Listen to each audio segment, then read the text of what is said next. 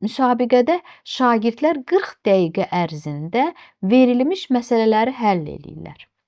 Dərslərin 45 dəqiqə olmasını, şagirdlərin müəllimlərlə salamlaşma, jurnal yoxlaması, hesabların şagirdlərə paylanması və s.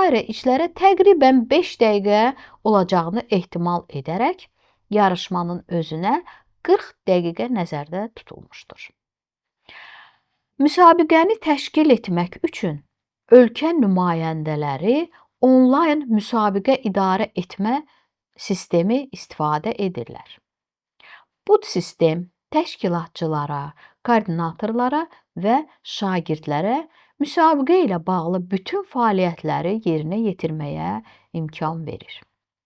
Təşkilatçılar müsabiqələri, sualları yaratmaq, müsabiqəni aktivləşdirmək, qiymətləndirmək, koordinator hesablarını təsdiqləmək işlərini bu sistem vasitəsilə yerinə yetirir.